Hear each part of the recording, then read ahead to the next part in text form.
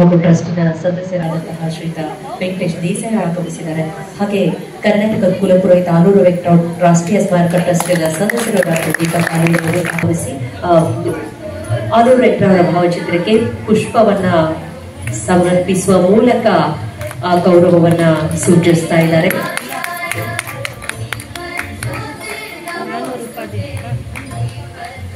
ಎಲ್ಲರೂ ತಮ್ಮ ಅಮೃತ ಹಸ್ತದಿಂದ ಆಲೂರು ವೆಂಕಟರಾಯರ ಭಾವಚಿತ್ರಕ್ಕೆ ಗೌರವವನ್ನ ಸೂಚಿಸ್ತಾ ಇದ್ದಾರೆ.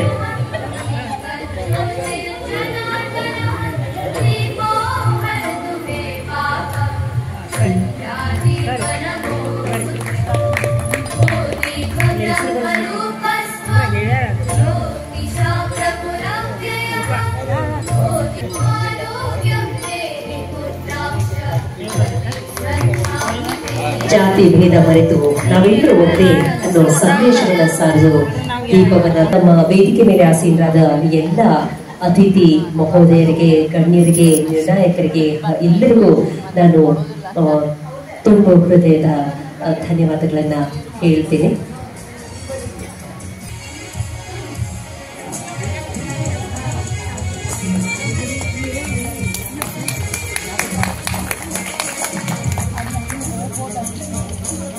ನಮ್ಮ ಕಲಾಭಿಮಾನಿಗಳ ಪರವಾಗಿ ಕೂಡ ಚಪ್ಪಾಳೆ ತಟ್ಟುವ ಮೂಲಕ ನಮ್ಮ ಆಲೂರು ವೆಂಕಟರಾಯರ ಭಾವಚಿತ್ರಕ್ಕೆ ಗೌರವವನ್ನು ಸೂಚಿಸಬೇಕಾಗಿ ನಾನು ವಿನಂತಿಸಿಕೊಳ್ತೇನೆ. ಕರ್ನಾಟಕ ಕುಲಪುರೋಹಿತ ಆಲೂರು ವೆಂಕಟರಾವ್ ರಾಷ್ಟ್ರೀಯ ಸ್ಮಾರಕ ಟ್ರಸ್ಟ್ ಪ್ರತಿ ವರ್ಷ ಈಗ ಸುಮಾರು 10 ವರ್ಷಗಳಿಂದ ಮಹಿಳೆಯರಿಗಾಗಿ ನಾಡಹಬ್ಬದ ಪ್ರಯುಕ್ತ ನಾವು ಈ ಕಾರ್ಯಕ್ರಮಗಳನ್ನು ಮಾಡ್ತಾ ಬಂದಿದ್ದೇವೆ. ಈ ಕಾರ್ಯಕ್ರಮ ಮಾಡೋ ಉದ್ದೇಶ ಏನಂದರೆ, ಜನಕ್ಕೆ ನಾಡಿನ ಬಗೆಗೆ, ನಾಡಿನಲ್ಲಿ ಅನೇಕ ತೆರೆಮರೆಯ ಕಲಾವಿದರು ಅಥವಾ ಧುರೀಣರು ಎಷ್ಟೋ ಜನರ ಬಗ್ಗೆ ನಮಗೆ ತಿಳುವಳಿಕೆ ಇಲ್ಲದೇನೆ ಕರ್ನಾಟಕೀಕರಣದ ಬಗ್ಗೆ ಅಥವಾ ಭಾರತದ ಸ್ವಾತಂತ್ರ್ಯದ ಬಗ್ಗೆ ಕಲ್ಪನೆ ಇಲ್ಲ. ಅಂಥ ಒಂದು ಕಲ್ಪನೆಯನ್ನು ಪುನಃ ಜನರಲ್ಲಿ ಮೂಡಿಸಲು ನಾವು ಈ ಮಹಿಳಾ ಮಂಡಳಗಳ ಸಹಕಾರ ಕೋರಿದ್ದೇವೆ. ಈ ಕಾರ್ಯಕ್ರಮ ನಮಗೆ ಅಭೂತಪೂರ್ವ ಯಶಸ್ಸನ್ನು ತಂದುಕೊಟ್ಟಿದೆ. ಯಾಕಂದರೆ ಇತ್ತೀಚೆಗೆ ಮಹಿಳೆಯರಿಗೆ ವಯಸ್ಸು 10 ವರ್ಷ ಹೆಚ್ಚಾಗಿದೆ ಅವತ್ತಿನಕ್ಕಿಂತ. ಜೊತೆಗೆ ಬೇರೆ ಬೇರೆ ಕಾರಣಗಳಿಂದ ಬಹುಶಃ ಮದುವೆಗಳು ಇರಬಹುದು, ಮತ್ತೇನೋ ಕಾರ್ಯಕ್ರಮಗಳಿರ್ಬೋದು, ನಮ್ಮ ಭಾಗವಹಿಸುವ ತಂಡಗಳ ಸಂಖ್ಯೆ ಕಡಿಮೆ ಆಗಿರಬಹುದು. ಆದರೆ ಉತ್ಸಾಹ ಕಡಿಮೆ ಆಗಿಲ್ಲ. ವಿಷಯ ಸಂಗ್ರಹಣೆ ಈ ವರ್ಷದಂತೂ ಬಹಳ ಕಷ್ಟಕರ. ಯಾಕಂದರೆ ಸರಿಯಾದ ಕಥಾವಸ್ತು ಸಿಗ್ತಿದ್ದಿಲ್ಲ. ಇಂಥದ್ರಲ್ಲಿ ಪ್ರಯತ್ನ ಮಾಡಿ ಮಹಿಳಾ ತಂಡಗಳು ಅವರ ಬಗೆಗೆ ಆ ವ್ಯಕ್ತಿಗಳು ತಾವು ಯಾವುದನ್ನು ಆಯ್ಕೆ ಮಾಡಿಕೊಂಡಿದ್ದಾರೆ ಆ ವ್ಯಕ್ತಿಗಳ ಬಗ್ಗೆ ವಿಷಯ ಸಂಗ್ರಹ ಮಾಡಿ ಇವತ್ತು ಪ್ರಸ್ತುತಪಡಿಸ್ತಿರೋದು ನಮಗೆ ಒಂದು ಬಂಗಾರದ ಮೇಲೆ ಕುಂದಣವಿಟ್ಟು ಅಂತ ಅಂದಾಗ ನಮ್ಮ ಪ್ರಯತ್ನಕ್ಕೆ ಇದೊಂದು ದೊಡ್ಡ ಸಕ್ಸಸ್ಸು ಅಂತ ನಾವು ಅನ್ಕೋತೇವೆ. ಈ ಕಾರ್ಯಕ್ರಮಕ್ಕೆ ಇಂದು ನಿರ್ಣಾಯಕರಾಗಿ ಆಕಾಶವಾಣಿ ರಾಯಚೂರಿನ ನಿವೃತ್ತ ನಿರ್ದೇಶಕರಿಗೆ ಸದ್ಯ ಶ್ರೀ ಶರ್ವೇಂದ್ರ ಸ್ವಾಮಿಯವರು ಆಗಮಿಸಿದ್ದಾರೆ. ಆಮೇಲೆ ಶ್ರುತಿ ಅಂಗಡಿ, ಸನ್ಮತಿ ಅಂಗಡಿ ಅವರು ಕೂಡ ಬಂದಿದ್ದಾರೆ. ಶ್ರೀಮತಿ ಸನ್ಮತಿ ಅಂಗಡಿಯವರು, ಅವರನ್ನು ಈಗ ನಾವು ವೇದಿಕೆ ತಮ್ಮೆಲ್ಲರ ಪರವಾಗಿ ಸ್ವಾಗತಿಸ್ತೇನೆ. ಅವರಿಗೆ ಹೃತ್ಪೂರ್ವಕ ಸ್ವಾಗತ. ಕಾರ್ಯಕ್ರಮ ಇಂದು ರೂಪಕ ಈ ಸುವರ್ಣ ಲೇಡೀಸ್ ಕ್ಲಬ್ನವರು ಪ್ರಸ್ತುತಪಡಿಸಲಿದ್ದಾರೆ. ಅವರಿಗೆ ನಾವೆಲ್ಲ ತಮ್ಮೆಲ್ಲರ ಪರವಾಗಿ ಹಾರ್ದಿಕ ಯಶಸ್ಸನ್ನು ಕೋರುತ್ತೇನೆ. ಅವರ ಪಾದಾರವಿಂದರಿಗೆ ನಮಸ್ಕರಿಸುತ್ತಾ ಎಲ್ಲ ನೆರೆದಂತಹ ಪ್ರೇಕ್ಷಕರಿಗೆ ನಮಸ್ಕಾರ ಮಾಡುತ್ತಾ ಇರ್ತಾಳೆ ಅಂತ ಹೇಳ್ತಾರೆ.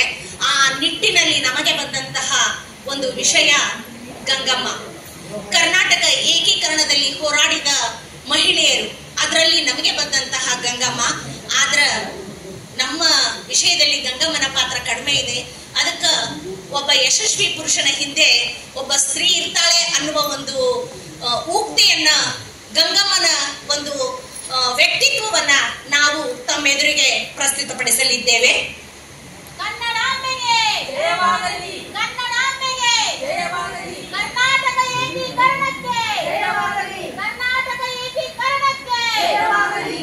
ಎಡೆಸಿ ಆರಿಸಿ ಕನ್ನಡದ ಬಾವುಟ, ಆರಿಸಿ ಏರಿಸಿ ಕೆಚ್ಚೆದೆಯ ಬಾವುಟ, ಕೆಚ್ಚೆದೆಯ ಬಾವುಟ, ಕೆಚ್ಚೆದೆಯ ಬಾವುಟ.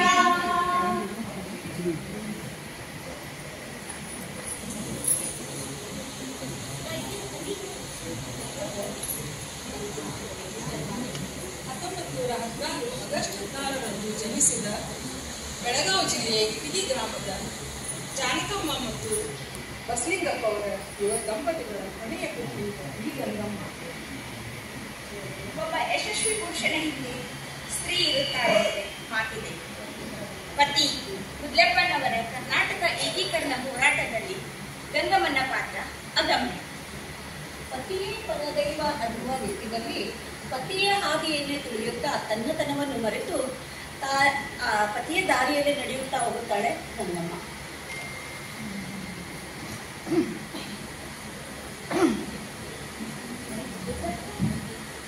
ಸಾನಿಕೊಪ್ಪಣ್ಣ, ಎಲ್ಲಿದ್ರಿ? ಬರೀ ಬರೀ ಮದುವೆ ತಯಾರಿ ಮಾಡೋದು ಬೇಡೇನ? ಯಾಕವ್ವ, ಏನ್ ನಡೆಸಿದೆಲ್ಲ ಸಂಭ್ರಮದ ಮದುವೆ ತಯಾರಿ? ಇದೆಲ್ಲ ಸಂಭ್ರಮ ನಮ್ಮ ಗುದ್ದಪ್ಪ ಬೇಡ. ಸರಳ ಜೀವಿ, ಗಾಂಧಿವಾದಿ, ಇದೆಲ್ಲ ಯಾಕೆ ಇಷ್ಟೆಲ್ಲ ತಯಾರಿ ಮಾಡಿರುವ? ಮದುವೆ ಅಂದ್ರೆ ಬೇಡ ಏನೋ ತಯಾರಿ? ಇದೆಲ್ಲ ಷರತ್ತುಗಳಿಗೆ ಒಪ್ಪಿನಿ. ನನ್ನ ತಂಗಿ ಮೂವಂದಾಳ.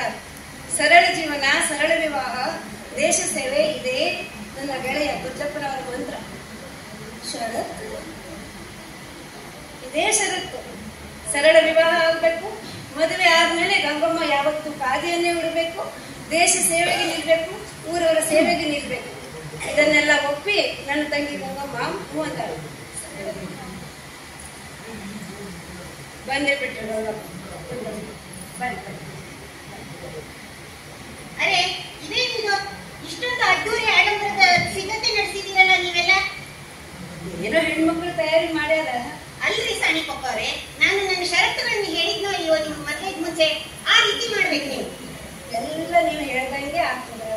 ಏನ್ ಚಿಂತೆ ಮಾಡ್ಬೇಕು ಆಯ್ತಾ? ಅಂದಂಗ ಎಲ್ಲಿ ನಿಮ್ಮ ತಂಗಿ ಕಾಣ್ತಾ ಇಲ್ಲಲ್ಲ? ಇಲ್ಲ ಕರ್ಕೊಂಡ್ಬರವ ಗಂಗವ್ವ, ಬರವ. ಗಂಗಾದೇವಿಯವರೇ, ನಿಮ್ಗೆ ಈ ಮದುವೆಗೆ ಒಪ್ಪಿಗೆ ಆಯ್ತಾ? ನನ್ನ ಕೆಲವು ಷರತ್ತುಗಳು ಅದಾವ. ಆ ಷರತ್ತುಗಳು ನಿಮ್ಗೆ ಒಪ್ಪಿಗೆ ಅದಾವ? ಹಂಗಾದ್ರೆ ಬರ್ರಿ, ತಡ ಮಾಡೋದೆ. ಮೊದ್ಲು ಹರಿಜನಕೇರಿಗೆ ಹೋಗಿ ಹರಿಜನಕೇರಿ ಎಲ್ಲ ಸ್ವಚ್ಛ ಮಾಡಿ ಬಂದ್ರೆ ನಮ್ಮ ಮದುವೆ ಆಗ್ಬೋದ? ಬರ್ರಿ.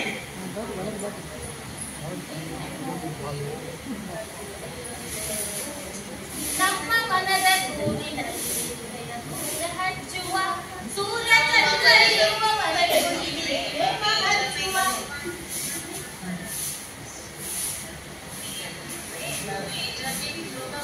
ಸೂರ್ಯಚಂದ್ರ ಇರುವವರೆಗೂ ಇದೇ ಪ್ರೀತಿ ಬೆಳೆಸುವ, ಇದೇ ಪ್ರೀತಿ ಬೆಳೆಸುವ.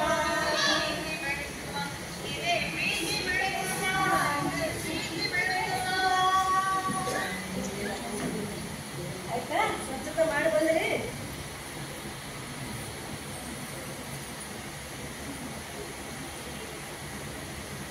ಗಂಗಾದೇವಿಯವರೇ, ನಮ್ದು ಅದ್ದೂರಿ ಆಡಂಬರ ಅಂತಂದ್ರೆ ಈ ನೂಲಿನಿಂದ ಮಾಡಿದ ಒಂದು ಹಾರನ್ನೇ ನಾವು ಹೂವಿನ ಹಾರ ಅಂತ ತಿಳ್ಕೊಂಡು ಹಾರ ಬದಲಾಯಿಸೋಣ.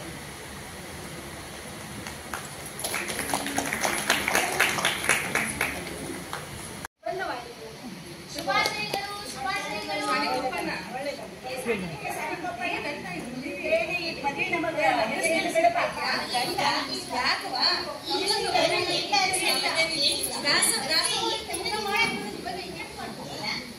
ಅಂದಂಗ ನಾನು ಈ ಹಿಂದೆ ಬೆಳಗಾವಿಯಲ್ಲಿ ರಾಷ್ಟ್ರೀಯ ಕಾಂಗ್ರೆಸ್ಸಿನ ಒಂದು ಏಕೀಕರಣ ಚಳವಳಿಯಲ್ಲಿ ನಾನು ಸಕ್ರಿಯ ಒಂದು ಪಾತ್ರಧಾರಿಯಾಗಿ ನಾನಲ್ಲಿ ಕಾರ್ಯಕರ್ತನಾಗಿ ಕೆಲಸ ಮಾಡ್ತಿದ್ದೆ ನೋಡು ಗಂಗ. ಹೌದು, ಅದೇ ನಮ್ಮಣ್ಣ ಹೇಳಿದ್ದು. ಬೆಳಗಾವಿ ಜೈಲಿನಲ್ಲಿ ತಾವಿದ್ದಾಗ ತಮ್ಮ ಬಗ್ಗೆ ಸಿಂಹಗರ್ಜನೆಯ ವ್ಯಕ್ತಿತ್ವ, ಕರ್ನಾಟಕ ಏಕೀಕರಣಕ್ಕಾಗಿ ಅವಿರತವಾಗಿ ಹೋರಾಡ್ತೀರಿ ಮತ್ತು ಕರ್ನಾಟಕದ ಉಕ್ಕಿನ ಮನುಷ್ಯ ಏನೇನೋ ಬಹಳ ನಿಮ್ಮ ಬಗ್ಗೆ ಹೇಳಿಲ್ಲ ಅಂತ ನಾವು ಗಂಗಾ. ಇನ್ನೊಂದು ಮಾತು, ಇನ್ನು ಮುಂದೆ ಕರ್ನಾಟಕ ಏಕೀಕರಣ ಚಳುವಳಿಯಲ್ಲಿ ನೀನು ನನ್ನ ಹೆಗಲಿಗೆ ಹೆಗಲು ಕೊಟ್ಟು ನನಗೆ ನೀನು ಸಾಥ್ ಕೊಡ್ಬೇಕು.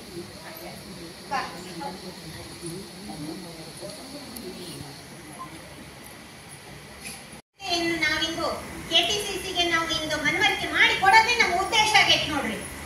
ಹೌದು ನೋಡ್ರಿ, ನಮ್ಮ ಕನ್ನಡ ನಾಡು ಮುಂಬೈ ಕರ್ನಾಟಕ, ಹೈದರಾಬಾದ್ ಕರ್ನಾಟಕ, ಮದ್ರಾಸ್ ಪ್ರಾಂತ, ಮೈಸೂರು ಪ್ರಾಂತ ಅಂತೆಲ್ಲ ಬರೆದ ಹಂಚೆ ಹೋಗಿರುವ ಸಂದರ್ಭದಲ್ಲಿ ಒಂದೇ ಒಂದು ಕನ್ನಡ ನಾಡು ಎನ್ನುವ ಹೆಸರಿನಲ್ಲಿ ಕರ್ನಾಟಕ ಏಕೀಕರಣ ಆಗಬೇಕನ್ನುವುದೇ ನಮ್ಮ ಚಳವಳಿ, ನಮ್ಮ ಹೋರಾಟ.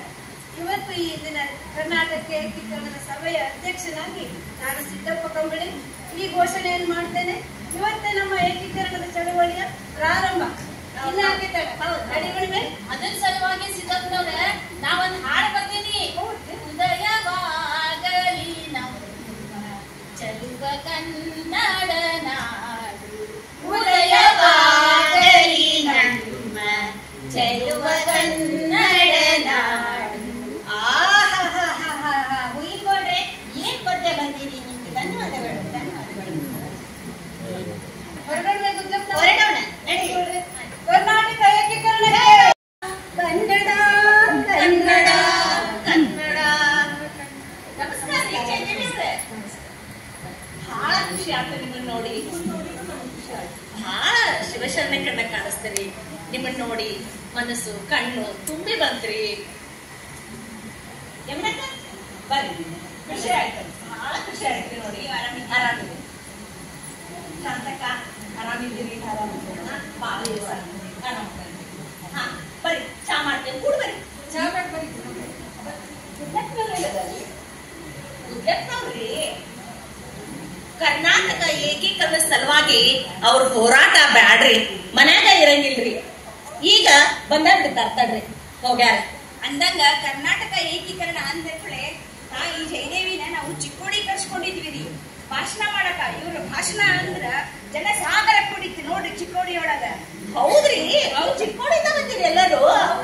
ಹಂಗಂದ್ರೆ ಊಟ ಮಾಡೋಣ ಬರ್ರಿ, ಮೊದ್ಲು ಊಟ ಮಾಡೋಣ ಬರ್ರಿ. ಈಗೇನ್ ಗುಜ್ಜಪ್ಪಾರ ಬರ್ತಾರ, ಬರ್ಬೇಕ. ಸಾಕ್ಷಾತ್ ಅನ್ನಪೂರ್ಣಿ ಅಂತ ಹೇಳಿದ್ವಿ ನಾವು ಹೆಸರು. ಇವತ್ತು ಸಾಕ್ಷಾತ್ ನೋಡೇ ಬಿಟ್ರಿ. ಯಾವಾಗ್ಲೂ ಲಾಭ ಆಗದು ಮಾಡ್ಕೊತಾನೆ ಇರ್ತೀವಿ. ನಮ್ಗೆ ಖುಷಿ ಆಯ್ತು. ಆಮೇಲೆ ಈ ಖಾದಿ ಬಟ್ಟೆ ಏನಿತ್ತಲ್ಲ ಸರಿಯಾಗಿ ಒಪ್ಪಿಕೊಳ್ಳಿ.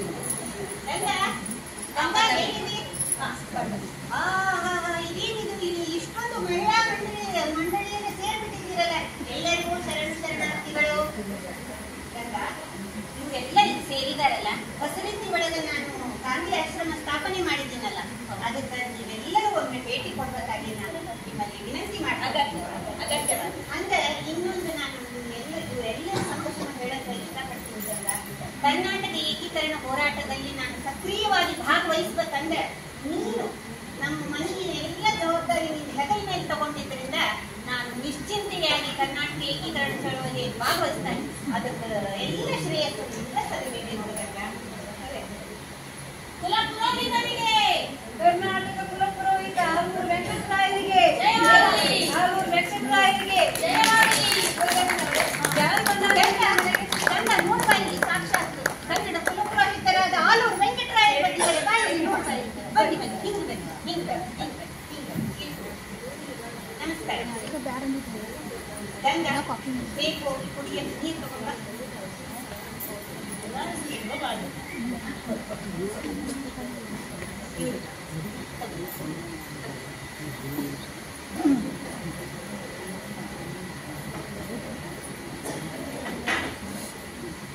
ಜಯದೇವಿ ತಾಯಿಯವರು, ಶಾಂತಕ್ಕ ಮಾರವಾಡವರು, ಯಮುನಾಬಾಯಿ ಪಾಟೀಲವರು ಎಲ್ಲರೂ ಇಲ್ಲೇ ಸೇರ್ತಿದ್ರಲ್ಲ. ನಮ್ಮ ಏಕೀಕರಣ ಚಳವಳಿ ಸಲುವಾಗಿ ಹಳ್ಳಿ ಹಳ್ಳಿಗೆ ಹೋಗಿ ಮಹಿಳೆಯರನ್ನ ಜಾಗೃತಿ ಮಾಡಕತ್ತೀರಿ ಅಂತ ಕೇಳ್ಪಡ್ತೀವಿ. ಬಹಳ ಸಂತೋಷ ಆಯ್ತು. ನಿಮ್ಮೆಲ್ಲರ ಸಹಕಾರ ಇದ್ದಾಗಲೇ ನಮ್ಮ ಚಳವಳಿಗೆ ಬಲ ಬರುತ್ತೆ. ಅಗತ್ಯ ಬಿದ್ದರೆ ನಾವೆಲ್ಲ ಮಹಿಳೆಯರು ಬೀದಿಗೆ ಬಿದ್ದು ಹೋರಾಡಲು ಸಿದ್ಧ.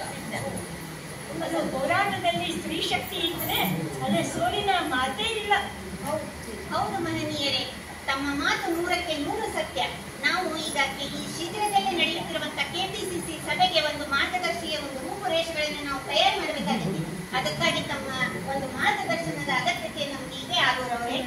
ಕರ್ನಾಟಕದೊಳಗ ಒಗ್ಗೂಡಿಸೋದು ಬಹಳ ಹಿಂದದ ಅದರ ಸಲುವಾಗಿ ನಾವು ಕರ್ನಾಟಕದೊಳಗ ಒಗ್ಗೂಡಿಸೋದು ಏನದಲ್ಲ ಅದನ್ನ ವಿಶೇಷ ರೀತಿ ಒಳಗ ನಾವು ಅದ್ರ ಬಗ್ಗೆ ಪ್ರತಿಭಟನೆ ಮಾಡಬೇಕು. ಆಳಿದವನು ಬಾಳಿಯಾನು ಎನ್ನುವ ಹಾಗೆ ಕರ್ನಾಟಕ ಏಕೀಕರಣ ಯಶಸ್ವಿಗೊಳ್ಬೇಕಾದ್ರ ನಾವು ತಾಳ್ಮೆಯಿಂದ ವ್ಯವಹರಿಸೋಣ. ಕೆಪಿಸಿಸಿಯ ಒಂದು ಕಾರ್ಯದರ್ಶಿಯಾಗಿ ಹಾಗೂ ಕರ್ನಾಟಕ ಏಕೀಕರಣಕ್ಕಾಗಿ ನಾನು ಜೆಪಿಸಿ ಸಮಿತಿಯನ್ನು ನಾನು ಒತ್ತಾಯಿಸುತ್ತೇನೆ. ಈ ವಿಷಯದಲ್ಲಿ ಯಾರೊಂದಿಗೂ ರಾಜಿಯ ಪ್ರಶ್ನೆಯೇ ಇಲ್ಲ. ಹೌದು, ರಾಜ್ಯ ಪ್ರಶ್ನೆಯೇ ಇಲ್ಲ. ನಾವು ಹೋರಾಟ ಮಾಡೋಣ, ಅದು ಅಹಿಂಸೆಯಿಂದಾನೇ ಆಗಬೇಕು. ಹಾಗೆ ಮಾಡೋಣ. ಪುರುಷ ಶಕ್ತಿ ಹಾಗೂ ನಾರಿ ಶಕ್ತಿ ಎಲ್ಲವೂ ಒಗ್ಗಟ್ಟಿನಿಂದ ನಮ್ಮ ಕರ್ನಾಟಕ ಏಕೀಕರಣಕ್ಕೆ ಚಳುವಳಿ ಮಾಡಿದಾಗ, ಹೋರಾಟ ಮಾಡಿದಾಗಲೇ ಅಲ್ಲಿ ರಾಷ್ಟ್ರೀಯ ಕಾಂಗ್ರೆಸ್ನವರಿಗೆ ಸರ್ಕಾರಕ್ಕೆ ಮುಟ್ತದೆ. ಅದನ್ನ ನಾವೀಗ ಮಾಡ್ಬೇಕಾಗತ್ತೆ. ಹಾಗಾದ್ರೆ ಇನ್ನೇನಿದಲ್ಲ, ನಮ್ಮ ಚಳವಳಿಯನ್ನು ನಡೆಸಿ ನಮ್ಮ ಕರ್ನಾಟಕ ಏಕೀಕರಣವನ್ನ ಬಲಪಡಿಸೋಣವೇ. ಒಂದೇ ಒಂದೇ ಒಂದೇ ಕರ್ನಾಟಕ ಒಂದೇ, ಹಿಂದೆ ಮುಂದೆ ಎಂದೇ ಕರ್ನಾಟಕ ಒಂದೇ, ಕರ್ನಾಟಕ ಒಂದೇ, ಕರ್ನಾಟಕ ಒಂದೇ. ಎಲ್ಲ ಕನ್ನಡ ಸರ್ಕಾರಗಳ ಹೋರಾಟದ ಫಲವಾಗಿ 1956ನೇ ಇಸ್ವಿ ನವೆಂಬರ್ 1ನೇ ತಾರೀಕಿನಂದು ಕನ್ನಡದ ಎಲ್ಲ ಕನ್ನಡ ಭಾಷೆಯನ್ನಾಡುವ ಪ್ರಾಂತ್ಯಗಳನ್ನೆಲ್ಲ ಒಟ್ಟುಗೂಡಿಸಿ ಮೈಸೂರು ರಾಜ್ಯ ಎಂದು ನಾಮಕರಣ ಮಾಡಲಾಯಿತು. ಹಾಗೆಯೇ 1973ನೇ ಇಸ್ವಿಯಲ್ಲಿ ದೇವರಾಜ ಅರಸರವರು ಮುಖ್ಯಮಂತ್ರಿಯಾಗಿದ್ದಾಗ ಕರ್ನಾಟಕ ಎಂದು ಪುನರ್ನಾಮಕರಣ. ಹೀಗೆ ಕನ್ನಡ ನಾಡಿನ ಪ್ರತಿಯೊಬ್ಬ ಕನ್ನಡಿಗನ ಆಸೆ ನೆರವೇರಿತು. ಹುಯಿಲ್ಗೋಡ್ ಪಾತ್ರಧಾರಿಯಾಗಿ ಶ್ರೀಮತಿ ವಾಣಿಶ್ರೀ ಮೂಡೇಕರ್, ಕಾಣೆಕೊಪ್ಪ ಹಾಗೂ ಸಿದ್ದಪ್ಪ ಕಂಬಳಿಯವರ ಪಾತ್ರದಲ್ಲಿ ಡಾಕ್ಟರ್ ವಿಶಾಖತಿ ಭಟ್ ಹಾಗೂ ರಚನೆ ವಿಶಾಖತಿ. ಮುಖ್ಯಪ್ಪಹಳ್ಳಿ ಕೇರಿ ಪಾತ್ರದಲ್ಲಿ ನಾನು ಶ್ರೀಮತಿ ಮಂಜುಳಾ ರಾಮಣ್ಣ. ನಾನು ಶಶಿಕಲಾ ಹೆಬ್ಳಿಕರ್. ನಾನು ಗಂಗಮ್ಮನ ಪಾತ್ರದಲ್ಲಿ ಶ್ರೀಮತಿ ಹೇಮಾಕ್ಷಿ ವಿಕಿರಸು. ನಿರ್ದೇಶನ ಶಾಂತಾದೇವಿ ಮಾಡ್ತಾರೆ. ಜಯದೇವಿ ತಾಯಿ ಗಾಡೆ ಮತ್ತು ಗೋಲಂಕೋಟ್ ಪಾತ್ರದಲ್ಲಿ ಶ್ರೀಮತಿ ಲತಾ, ಯಮುನಾದೇವಿ ಪಾಟೀಲ್ ಪಾತ್ರದಲ್ಲಿ ಶ್ರೀಮತಿ ಶ್ರೀದೇವಿ ಸೇತು. ಶಾಂತಾದೇವಿ ಮಾಳ್ವಾಡವರ ಕುರಿತಾದ ರೂಪಕವನ್ನ ಪ್ರದರ್ಶನ ಮಾಡೋ ನಿಟ್ಟಿನಲ್ಲಿದ್ದಾರೆ. ದಯವಿಟ್ಟು ಮುಂದಿನ ಸಿದ್ಧತೆಯಲ್ಲಿದ್ದವರು ಕೂಡ ತಮ್ಮ ಹೆಸರನ್ನ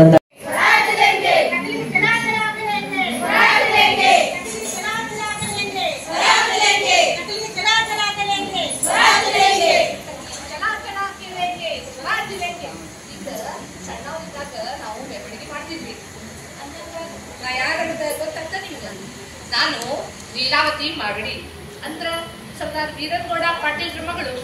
ಎಲ್ಲರಿಗೂ ನಮಸ್ಕಾರ. ನೀಲಮ್ಮ, ನಿಮ್ಮ ಸಾಹಸ, ತ್ಯಾಗ, ಸಮಾಜ ಸಮರ್ಪಿತ ಜೀವನ, ಸ್ವಾತಂತ್ರ್ಯ ಹೋರಾಟ ಹೆಂಗ್ ನಡೀತಾವನ್ನ ಇನ್ನು ಮುಂದ ನಮ್ಮ ಪ್ರೇಕ್ಷಕರಿಗೆ ತೋರಿಸೋ ಜವಾಬ್ದಾರಿ ನಮ್ದು.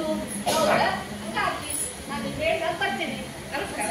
ಈ ನಮ್ಮ ಲೀಲಾಮ ಅಂದ್ರೆ ಲೀಲಾತಾಯಿ ಮಾಗಡಿಯವರು ಸರ್ದಾರ್ ವೀರನ್ಗೌಡರು ಮತ್ತ ಸುಂದರಬಾಯಿ ಅವ್ರ ಮಗಳು.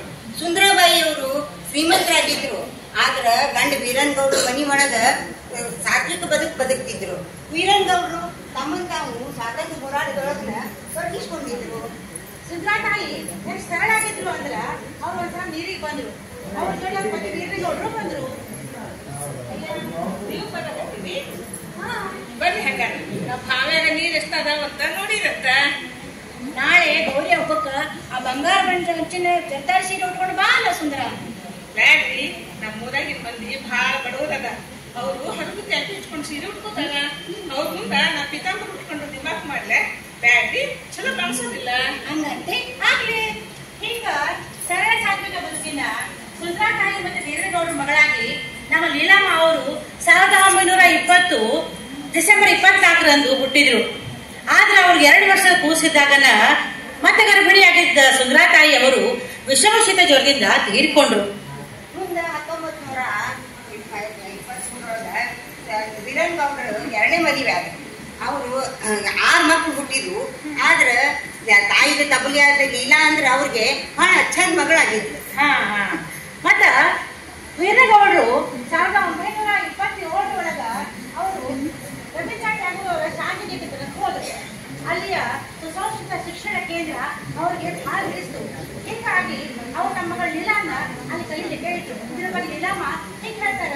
ನಾನು ಶಾಂತಿನಿಕೇತನ ಕಲಿಲಿಕ್ಕಿದ್ದಾಗ ಅಲ್ಲಿ ಮುಕ್ತ ವಾತಾವರಣ ನನಗೆ ಬಹಳ ಪ್ರಭಾವ ಬೀರಿತು ನನ್ನ ಮೇಲೆ. ನಮ್ಮಪ್ಪ ನನ್ನ ಬಗ್ಗೆ ಬಹಳ ಕಾಳಜಿ ಮಾಡ್ತಿದ್ರು. ಆವಾಗ ಅದು ನಾನು ವಿದ್ಯಾವಂತಿಯಾಗಿ ನಾನು ಅಲ್ಲಿ ಕಲಿತು ವಿದ್ಯಾವಂತಿಯಾಗಿ ಸ್ವಾರ್ಥಿ ಆಗದ ಒಳ್ಳೆ ಸಮಾಜ ಸೇವಕಿ ಆಗ್ಬೇಕಂತ ಹೇಳಿ ಅನೇಕ ವಿಷಯಗಳ ಬಗ್ಗೆ ನಂಗೆ ಮ್ಯಾಲಿಂದ ಮೇಲೆ ಪತ್ರ ತಿಳಿಸ್ತಿದ್ರು. ಅಲ್ಲ ಲೀಲಾಮ್ಮ, ಮತ್ತೆ ನೀವು ಅವಾಗನ ಗಾಂಧೀಜಿಯವ್ರನ್ನ ಭೇಟಿಯಾಗಿ ಅವ್ರ ಕಡೆ ಹಸ್ತಾಕ್ಷರ ತಗೊಂಡ್ರಿ ಅಂತ? ಹೌದೌದು.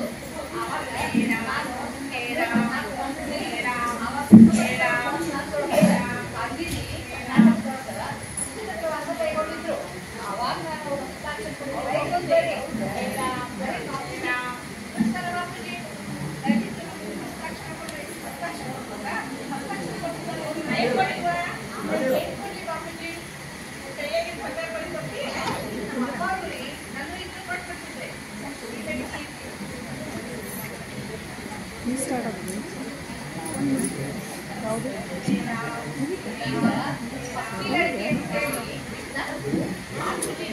ಕನ್ನಡ, ಹಿಂದಿ, ಗುಜರಾತಿ ಮುಂದೆ ನಾನು ಜಗತ್ತದ ರಾಷ್ಟ್ರೀಯ ಮಹಾನಗರಗಳನ್ನು ಕಲಿತು 1936 ಶಿಕ್ಷಣ ಸಲುವಾಗಿ ಮನೆ ಹೊರಗಿದ್ರು ಮನೆ ವಾತಾವರಣದಿಂದ ಹೊರಗಿರ್ಲಿಲ್ಲ.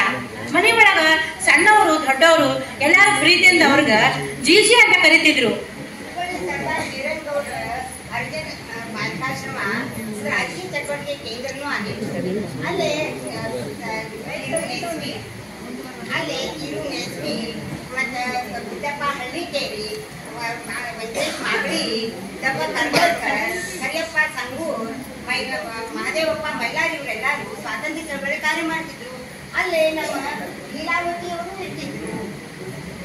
ಇವ್ರೊಳಗ ವೆಂಕಟೇಶ್ ಮಾಗಡಿ ಅವರು ಮನೆಯೊಳಗ ಸದಸ್ಯರಾಗಿ ಮನೆ ಅತಿಥಿಯಾಗಿ ಮನೆಯೊಳಗೆಲ್ಲರೂ ಭಾಳ ಹಚ್ಕೊಂಡಿದ್ರು. ಅದ್ರಾಗೂ ಅಮ್ಮ ನಾಗಮ್ಮ ಮತ್ತ ಲೀಲಾತಾಯಿ ಅವರು ಅವ್ರಿಗೆ ಬಹಳ ಸಲಿಗೆ ಇದ್ದಿದ್ರು. ಒಂದ್ ದಿವಸ ಬೇರೆಗೌಡ ಮನೆ ಒಳಗ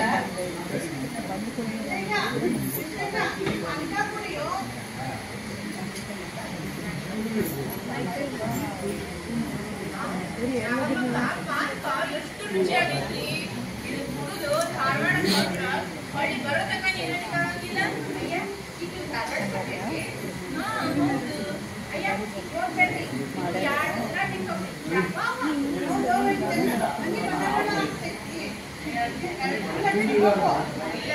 ಚಳವಳಿ ವಿಷಯಕ್ಕ ಧಾರವಾಡದಾಗ ಸಭಾ ಐತಿ. ನಾ ಇವತ್ತ ಹೋಗಾಕ ಬೇಕು.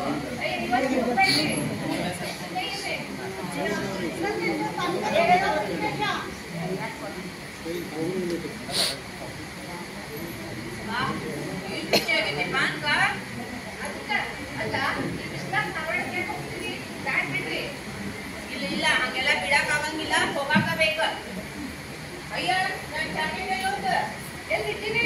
ಇಲ್ಲೇ ಇಟ್ಟಿಲ್ಲ, ಕೊಲೆಗೆ ಇಟ್ಟಿನಿ ನೋಡ್ಬಾರಿ. ಇಲ್ಲ ಜಾಕೆಟ್ ಅಲ್ಲೂ ಇಲ್ಲ, ಎಲ್ಲೋದು ಜಾಕೆಟ್ ಇಲ್ಲ. ಯಾಕೆ ಹೋಗ್ತೀವಿ ಧಾರವಾಡಕ್ಕೆ? ಬಿಟ್ಬಿಡ್ರಿ. ಇಲ್ಲ ಹಂಗೆಲ್ಲ ಬಿಡಾಕ ಆಗಂಗಿಲ್ಲ, ಹೋಗಾಕ್ಬೇಕ. ಆದ ಧಾರವಾಡಕ್ಕೆ ಹೋಗಿ ಸಂಜೆನ ಬರ್ತೀನಿ.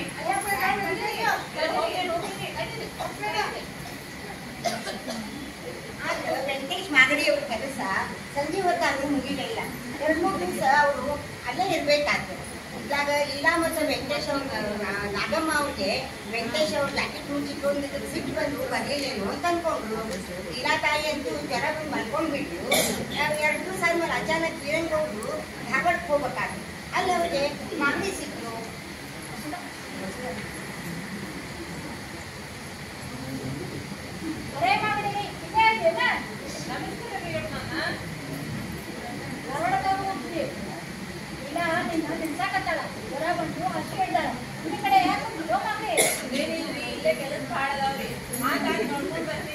ಏನ್ ಮಾಡ್ತೇನೆ ನೋಡು, ವಿಷಯ ಕೇಳಿದ ವೆಂಕಟೇಶ್ ಮಾಗಡಿಯವರು ಹುಬ್ಬಳ್ಳಿಯ ವೀರನಗೌಡರ ಮನೆಗೆ ಬರ್ತಾರೆ.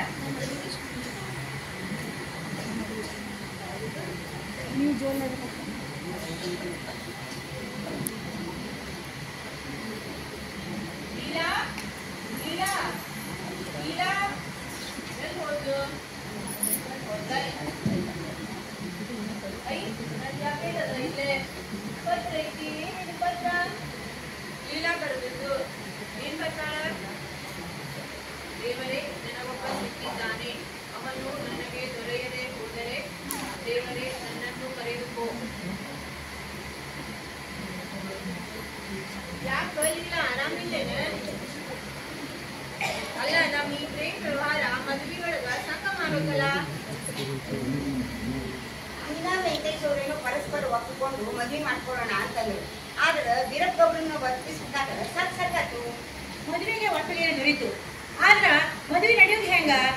ಇದ್ರ ಬಗ್ಗೆ ಅನೇಕ ಚರ್ಚೆಗಳು ಎಲ್ಲ ಆಗಿ ಕೊನೆಗೆ ಕ್ರಾಂತಿಕಾರಿ ಮದುವೆ ಕ್ರಾಂತಿಕಾರಿ ರೀತಿ ಒಳಗನ ಆಗ್ಬೇಕು ಅಂತಾಯ್ತು.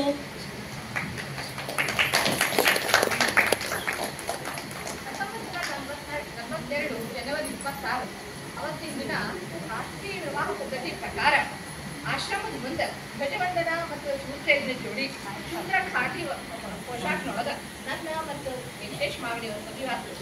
ಆದ್ರ ಆ ಮದ್ವೆಗೆ ನಮ್ಮ ಬಂಧು ಬಳಗದವ್ರು ಯಾರು ಬರಲಿಲ್ಲ. ನೋಡಿ, ಈ ನನ್ನ ಮಗಳು ರಾಷ್ಟ್ರೀಯ ದೀಕ್ಷಾ ತಗೊಂಡು ಸಾಮಾಜಿಕ ಹಾಗೂ ರಾಜಕೀಯವಾಗಿ ನನ್ನ ಕನಸನ್ನ ನನಸು ಮಾಡಲಿಕ್ಕೆ ಪ್ರಯತ್ನ ಪಟ್ಟಾಳ. ನಮ್ಮ ವೆಂಕಟೇಶ್ ಮಾಗಡಿ ಮತ್ತು ಲೀಲಾಮ ಅವರ ಮದುವೆಗೆ ನಮ್ಮ ವರಕವಿ ಡಾಕ್ಟರ್ ದ.ರಾ. ಬೇಂದ್ರೆ ಅವರು ಒಂದು ಕವನವನ್ನು ಕಲಿಸ್ಯಾರ. ಅದನ್ನ ಹಾಡ್ತೀನಿ ನೋಡ್ರಿ.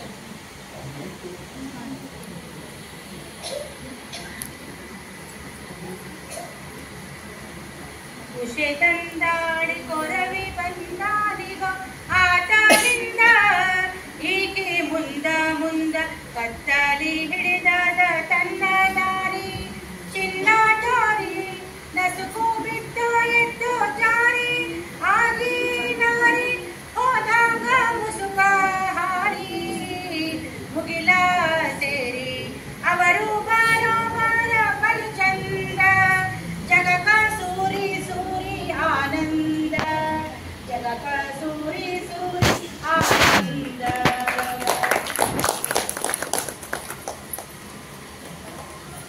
ಸಂಸಾರ ಏನೋ ನಿರಾಡಂಬರವಾಗಿ ಪ್ರಾರಂಭ ಆದ್ರೆ ಇವರು ರಾಜ್ಯ ಸೇವಾವನ್ನು ಸ್ವೀಕರಿಸಿದ್ದಕ್ಕ ಅವರು ಒಂದು ನೌಕರಿ ಹಿಡಿದು ನೆಮ್ಮದಿ ಬಾಳ್ವೆ ಮಾಡೋ ವಿಚಾರ ಮಾಡಲೇ ಇಲ್ಲ. ಸ್ವಾತಂತ್ರ್ಯ ಹೋರಾಟ ಕಡೆ ಬಂದಾಗ ಇಬ್ಬರು ಹೊರಳಿ ಬೇಸಿದ್ರಾದ್ರು. ಲೀಲಾ ತಾಯಿ ಅಂತೂ ವಾರ್ತಾ ಹೋಗಿ ಗಾಂಧೀಜಿಯವರ ಆಶ್ರಮದಾಗ ಇದ್ರು.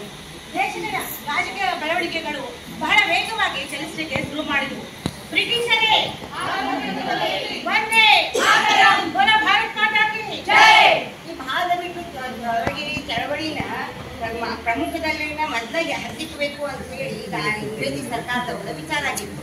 ಅವರು ಪ್ರಮುಖ ಕಾರ್ಯಕರ್ತರನ್ನೆಲ್ಲ ಮೊದಲು ಬಂಧಿಸ್ಲಿಕ್ಕೆ ಈ ಚಳವಳಿ ಮಾಡ್ಬೇಕಾದ್ರೆ ನಾವು ಆದಷ್ಟು ಪೊಲೀಸರ ಕೈಗೆ ಸಿಕ್ಕಾಕೊಳ್ಳೋದನ್ನ ಭೂಮಿತರಾಗಿಯೇ ಇದ್ದುಕೊಂಡು ಸರ್ಕಾರದ ಆಡಳಿತ ಯಂತ್ರ ನಿಷ್ಕ್ರಿಯ ಮಾಡಬೇಕು ಅಂತ ಯೋಚನೆ ಮಾಡಿದ್ವಿ. ಅದರ ನಿಮಿತ್ತ ನಾವು ನಮ್ಮ ಸ್ಥಳಗಳಿಗೆ ಹೋಗಿ ನಾನು ಲೀಲಾ ಮಾವನವರಾದ ವೀರನಗೌಡರು ಸುತ್ತ ಹರಿದು ಹುಬ್ಬಳ್ಳಿ ತಲುಪಿ ಕೆಲಸ ಮಾಡ್ಲಿಕ್ಕೆ ಬಂದ್ವಿ. ಆದ್ರ ಇದು ಸುಳು ಪೊಲೀಸರಿಗೆ ಹೆಂಗೋ ಗೊತ್ತಾಗ್ತು. ಅವ್ರು ನನ್ನ ಮತ್ತ ಅಮ್ಮ ನಾಗಮ್ಮನನ್ನ ಇಬ್ಬರನ್ನು ಬಂಧಿಸಿದ್ರು. ಅವರಿಬ್ಬರನ್ನು ಬಂಧಿಸಿಕೊಂಡು ನಂಬೋದು. ಆದ್ರ ಅವ್ರ ಮೇಲೆ ಯಾವುದೇ ಆರೋಪಗಳು ಇರಲಿಲ್ಲವಾದ್ರಿಂದ ಅವರಿಬ್ಬರನ್ನ ಸ್ಥಾನಬದ್ಧತೆ ಒಳಗಿಟ್ರು. ಲೀಲಮ್ಮ ಅವರು ತಮ್ಮ ಜೈಲುವಾಸ ಅನುಭವವನ್ನ ಹೆಂಗ್ ಹೇಳ್ತಾರ? ನನ್ನ 11 ತಿಂಗಳು ಡೆಟಿನ್ಯೂ ಅಂತ ಹಿಂಡಲ್ಗಾ ಜೈಲ್ನಾಗ ಇಟ್ರು. ನಮ್ಮ ಅಮ್ಮ ನಾಗಮ್ಮನನ್ನ ಯರವಡಾ ಜೈಲ್ನಾಗ ಇಟ್ರು. ಅವಾಗ ನನ್ನ ಆರೋಗ್ಯ ಅಷ್ಟು ಸರಿ ಇರ್ಲಿಲ್ಲ. ನನ್ನ ಜೋಡಿ ಜೈಲ್ನಾಗ ಪದ್ಮಾಬಾಯಿ ಬಿದರಿ, ರಮಾಬಾಯಿ ಮಾಗಳೆ, ಯಾಳ್ಗಿ, ಶಕುಂತಲಾ ಕುರ್ತಕೋಟಿ, ಶಕುಂತಲಾ ದಾವಣಿ ಮುಂತಾದವರಿದ್ರು. ನಾವೆಲ್ಲ 11 ತಿಂಗಳು ಜೈಲುವಾಸ ಅನುಭವಿಸಿ ಹೊರಗೆ ಬಂದಾಗ ದೇಶದ ವಾತಾವರಣ ಬದಲಾಗಿತ್ತು. ಚಳವಳಿ ಕಾವು ಹಿಡಿದಿತ್ತು, ಮಹಾಯುದ್ಧ ಮುಗಿದಿತ್ತು. ಭಾರತದ ಸ್ವಾತಂತ್ರ್ಯ ನಮ್ಮ ಬಾಗಿಲಿಗೆ ಬಂದು ನಿಂತಿತ್ತು. ಭಾರತ್ ಮಾತಾ ಕಿ ಜೈ. ಒಂದೇ ಮಾತರಂ. 1947 ಆಗಸ್ಟ್ ಆಗಸ್ಟ್ 15ಕ್ಕೆ ಭಾರತಕ್ಕೆ ಸ್ವಾತಂತ್ರ್ಯ ಸಿಕ್ತು. ಕೆಲವು ಹೋರಾಟಗಾರರು ಸರ್ಕಾರದ ಸವಲತ್ತಿಗೆ ಆಸೆ ಆಮಿಷಕ್ಕೆ ಒಳಗಾದರು. ಆದ್ರ ನಮ್ಮ ಮಾಗಡಿ ದಂಪತಿಗಳು ಮತ್ತು ವೀರಗೌಡರು ಆ ದಿಕ್ಕಿಗೆ ಹೊರಡದೆ ತಮ್ಮ ತ್ಯಾಗ ಸೇವೆ ಕಾರ್ಯಗಳು ತಮ್ಮನ್ನು ತಾವು ತೊಡಗಿಸಿಕೊಂಡರು. ಹರಿಜನ ಬಾಲಿಕಾ ಸಂಬಂಧಪಟ್ಟ ಸುವ್ಯವಸ್ಥಿತ ಮಹಿಳಾ ಸಂಸ್ಥೆಯಾಗಿ ಬೆಳೆಸಲಿಕ್ಕೆ ನಿರ್ಧಾರ ಮಾಡಿದರು. ವೆಂಕಟೇಶ್ ಮಾಗಡಿಯವರು ಖಾದಿ ಗ್ರಾಮೋದ್ಯೋಗವನ್ನು ತಮ್ಮ ಕ್ಷೇತ್ರವಾಗಿ ಆಯ್ದುಕೊಂಡ್ರು. ಲೀಲಾತಾಯಿ ಎರಡು ಕ್ಷೇತ್ರದೊಳಗೆ ತೊಡಗಿಸಿಕೊಂಡ್ರು. ಆ ಮೂರ್ತಿಗಳ ಫಲವಾಗಿನ ಈಗ ಹುಬ್ಬಳ್ಳಿಯೊಳಗ ಸರ್ದಾರ್ ಕಿರಣ್ ಗೌಡ ಪಾಟೀಲ್ ಮಹಿಳಾ ವಿದ್ಯಾಪೀಠ ಒಂದು ದೊಡ್ಡ ಶಿಕ್ಷಣ ಸಂಸ್ಥೆಯಾಗಿ ಬೆಳೆದದ. ಈ ಸಂಸ್ಥೆಯ ಅಂಗವಾಗಿ ಕೃಷಿ ವಿಹಾರ, ಮಾಧ್ಯಮಿಕ ಶಾಲೆ, ಪ್ರೌಢಶಾಲೆ, ಪದವಿ ಪೂರ್ವ ವಿದ್ಯಾಲಯ, ಕಲಾ ಮತ್ತು ವಾಣಿಜ್ಯ ಮಹಾವಿದ್ಯಾಲಯವೂ ಬೆಳೆದವ. ಅಷ್ಟೇ ಅಲ್ಲ, ಪ್ರಾಥಮಿಕ ಶಿಕ್ಷಕರ ತರಬೇತಿ ಸಂಸ್ಥೆ, ಕೈಗಾರಿಕಾ ತರಬೇತಿ ಸಂಸ್ಥೆ, ಇನ್ಸ್ಟಿಟ್ಯೂಟ್ ಆಫ್ ನರ್ಸಿಂಗ್ ಸ್ಕೂಲ್ ಮೊದಲಾದ ಸಂಸ್ಥೆಗಳು ಶಿಕ್ಷಣ ಕ್ಷೇತ್ರಕ್ಕೆ ಮಹತ್ವದ ಕೊಡುಗೆಯನ್ನ ಕೊಡುತ್ತಾ ಬಂದಿವೆ. ಮುಂದೆ 1947ರೊಳಗ ಅಂದಿನ ಮುಂಬೈ ಸರ್ಕಾರ ಲೀಲಾಳನ್ನ ಗೌರವ ಮ್ಯಾಜಿಸ್ಟ್ರೇಟ್ ಅಂತ ಹೇಳಿ ನೇಮಕ ಮಾಡಿದ. ಮುಂದೆ ಮುಂಬೈ ಪ್ರಾಂತದ ಪ್ರೌಢ ಶಿಕ್ಷಣ ಮಂಡಳಿಯ ಪ್ರಾದೇಶಿಕ ಸಮಿತಿ, ಆಕಾಶವಾಣಿ ಸಲಹಾ ಸಮಿತಿ, ರಾಜ್ಯ ರಸ್ತೆ ಸಾರಿಗೆ ಸಂಸ್ಥೆ ಮೊದಲಾದ ಕಡೆ ಲೀಲಾ ಗೌರವ ಸದಸ್ಯ ಆಗಿ 1954 ತನಕ ಕೆಲಸ ಮಾಡ್ತಾಳ. 1954ರಲ್ಲಿ ಲೀಲಾ ಹುಬ್ಬಳ್ಳಿ ನಗರಸಭೆಯ ಚುನಾಯಿತ ಸದಸ್ಯ ಆಗ್ತಾಳೆ. ಮುಂದೆ ಅವರ ಚುನಾವಣಾ ಜೀವನಕ್ಕೆ ಓಂಕಾರ ಇತ್ತು. 1957ರೊಳಗ ಮೈಸೂರು ವಿಧಾನಸಭೆ ರಾಜ್ಯಸಭೆಗೆ ಲೀಲಾಳನ್ನ ಅವರಿಗೆ ಲೀಲಾ ಶಿರಟ್ಟಿ ತಾಲೂಕಿನಿಂದ ಪ್ರಚಂಡ ಬಹುಮತದಿಂದ ಆರಿಸಿ ಬರ್ತಾಳು. ಮುಂದೆ ಬಿಡಿ ಜತ್ತಿಯವರ ಸರ್ಕಾರದಲ್ಲಿ ಉಪಮಂತ್ರಿಯಾಗಿ ಸಮರ್ಥವಾಗಿ ಕಾರ್ಯವನ್ನು ನಿರ್ವಹಿಸ್ತಾಳ ಈ ನಮ್ಮ ಲೀಲಾ. ಜಯವಾಗಲಿ. ಲೀಲಾ ತಾಯಿಗೆ ಅಧಿಕಾರ ಸವಲತ್ತು ಇದ್ರೂ ಕೂಡ ಅವರು ಯಾವುದನ್ನು ದುರುಪಯೋಗ ಮಾಡ್ಕೊಳ್ಳಿಲ್ಲ. ಸರ್ಕಾರಿ ವಾಹನವನ್ನ ಸ್ವಂತಕ್ಕಾಗಿ ಎಂದೂ ಬಳಸಲಿಲ್ಲ.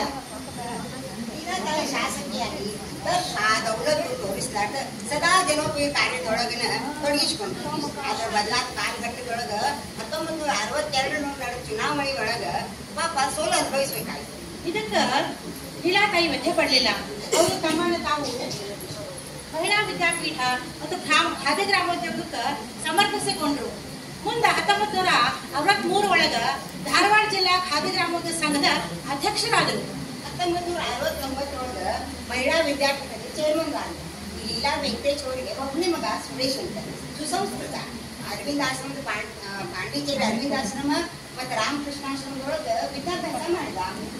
ಹಿಂಗ ಬದುಕು ಸಹಜವಾಗಿ ನಡೀತಿರ್ಬೇಕಾದ್ರೆ ವಿಧಿ ತನ್ನದೇ ಆಟವನ್ನ ಆಡ್ತದ. ಅನೇಕ ದಶಕಗಳ ಕಾಲ ತಮ್ಮನ್ನು ತಾವು ದೇಶ ಸೇವೆಗೆ, ಸಮಾಜ ಸೇವೆಗೆ ಸಮರ್ಪಿಸಿಕೊಂಡ ವೆಂಕಟೇಶ್ ಮಾಗಡಿ ಅವರು ಕೊಂಚ ಅನಾರೋಗ್ಯ ಇದ್ರೂ ಅವರು ಬೆಂಗಳೂರು ಕೆಲಸದ ನಿಮಿತ್ತ ಹೋಗಬೇಕಾಗಿ ಬಂದು ತಿರುಗಿ ಬರಬೇಕಾದ್ರೆ ರೈಲಿನಲ್ಲಿ ದೇಹ ತ್ಯಾಗವನ್ನ ಮಾಡಿ ಇದು ಅವರ ಮನಸ್ಸಿನ ಮೇಲೆ ಬಹಳ ಪರಿಣಾಮ ಉಂಟು ಮಾಡ್ತದೆ. ಎಷ್ಟೇ ಕಷ್ಟ ಬಂದರೂ ಲೀಲಾತಾಯಿ ಎದೆಗುಂದದನ ನಿತ್ಯ ಸಮಾಜ ಸೇವೆಯಲ್ಲೇ ತೊಡಗಿಸಿಕೊಂಡು 1997 ಮಾರ್ಚ್ 7ರಂದು ಎದೆನೋವು ಒಂದು ಹೇಳಿದ ಲೀಲಾತಾಯಿಯವರ ಎದೆಗುಂಡಿಗೆ ದೀಪ ನಂದಿ ಹೋಯಿತು. ಧಾರವಾಡದ ಬೆಂಗೇರಿಯ ಖಾದಿ ಗ್ರಾಮೋದ್ಯೋಗದ ಆವರಣದಲ್ಲಿಯೇ ಅವರ ಪತಿ ಲೀಲಾ ದೇವಿಯವರ ಪತಿ ವೆಂಕಟೇಶ್ ಮಾಗಡಿ ಅವರ ಅಂತ್ಯ ಸಂಸ್ಕಾರ ನಡೆದ ಸ್ಥಳದಲ್ಲಿಯೇ ಅವರ ಅಂತ್ಯ ಸಂಸ್ಕಾರವನ್ನು ಮಾಡಲಾಯಿತು. ಹಿಂಗೆ ಸತಿಪತಿಗಳು ಒಂದಾದರು. ದೀಪ ತಾನು ಉರಿದು ಸಮಾಜಕ್ಕೆ ಬೆಳಕು ಕೊಟ್ಟಂಗ ಲೀಲಾ ವೆಂಕಟೇಶ್ ಅವರ ಕಾರ್ಯಗಳು ಮತ್ತು ಅವರು ಸ್ಥಾಪಿತ ಸಂಸ್ಥೆಗಳು ದೇದೀಪ್ಯಮಾನವಾಗಿ ಇಂದಿಗೂ ಬೆಳಗುತ್ತಿವೆ. ಕರ್ನಾಟಕದಲ್ಲಿ ಹುಟ್ಟಿ ಕನ್ನಡ ಮಾತೆಯ ಸೇವೆಯನ್ನು ಸಮರ್ಥವಾಗಿ ಮಾಡಿ ಕನ್ನಡ ತಾಯಿಯ ಹೆಮ್ಮೆಯ ಪುತ್ರಿಯಾಗಿ ಕನ್ನಡದ ದೀಪವನ್ನು ಬೆಳಗಿಸಿದ್ದಾರೆ ಲೀಲಾಮ್ಮ ಅವರು. ಹಚ್ಚೇವು ಕನ್ನಡದ ದೀಪ, ಹಚ್ಚೇವು ಕನ್ನಡದ ದೀಪ, ಕರುನಾಡ ದೀಪ, ಸಿರಿನುಡಿಯ ದೀಪ, ಒಲವೆತ್ತಿ ತೋರುವ ದೀಪ, ಹಚ್ಚೇವು ಕನ್ನಡದ ದೀಪ, ಹಚ್ಚೇವು ಕನ್ನಡದ ದೀಪ.